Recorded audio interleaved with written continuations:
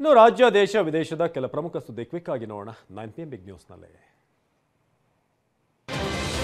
33,000 ಕೋಟಿ ಬಾಕಿ ನೀಡುವಂತೆ ಆಗ್ರಹಿಸಿದ್ದ ಗುತ್ತಿಗೆದಾರರು ಸರ್ಕಾರಕ್ಕೆ ಡಿಸೆಂಬರ್ ಡೆಡ್ಲೈನ್ ನೀಡಿದರು. ಇದರ ಬೆನ್ನಲ್ಲೇ ಗುತ್ತಿಗೆದಾರರ ಜೊತೆ ಸಭೆ ನಡೆಸಿದಂತ ಡಿಸಿಎಂ ಡಿಕೆ ಶಿವಕುಮಾರ್ ಸಮಸ್ಯೆ ಆಲಿಸಿದರು. ಸಭೆ ಬಳಿಕ ಮಾತನಾಡಿದ ಗುತ್ತಿಗೆದಾರರ ಸಂಘದ ಅಧ್ಯಕ್ಷ ಮಂಜುನಾಥ್, ಡಿಸಿಎಂ ಅವರು ಸಕಾರಾತ್ಮಕವಾಗಿ ಸ್ಪಂದಿಸಿದ್ದಾರೆ.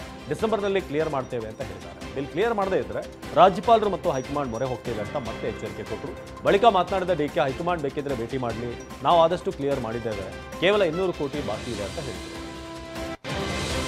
ಜಿಎಸ್ಟಿ ಕಡಿತದಿಂದಾಗಿ ಜನರಿಗೆ ಆಗ್ತಿರುವಂತಹ ಪ್ರಯೋಜನದ ಬಗ್ಗೆ ಸಚಿವರು ಮಾಹಿತಿ ನೀಡಿದ್ದಾರೆ. ಕೇಂದ್ರ ಸಚಿವರಾದ ನಿರ್ಮಲಾ ಸೀತಾರಾಮನ್, ಪಿಯೂಷ್ ಗೋಯಲ್, ಅಶ್ವಿನಿ ವೈಷ್ಣವ್ ಸುದ್ದಿಗೋಷ್ಠಿ ನಡೆಸಿದರು.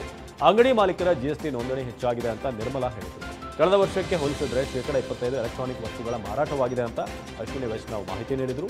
ಇಷ್ಟೇ ಅಲ್ಲದೆ ಪಿಯೂಷ್ ಗೋಯಲ್ ಮಾತನಾಡಿ 6.6% GDP ಬೆಳವಣಿಗೆ ಆಗಿದೆ ಅಂತ ಮಾಹಿತಿ ನೀಡಿದರು. ಪಂಜಾಬ್ ನ್ಯಾಷನಲ್ ಬ್ಯಾಂಕಿಗೆ ಕೋಟ್ಯಾಂತರ ರೂಪಾಯಿ ವಂಚಿಸಿದ್ದ ಮೆಹುಲ್ ಚೋಕ್ಸಿಯನ್ನ ಭಾರತಕ್ಕೆ ಹಸ್ತಾಂತರಿಸುವಂತೆ ಬೆಲ್ಜಿಯಂ ಕೋರ್ಟ್ ಆದೇಶ ನೀಡಿದೆ.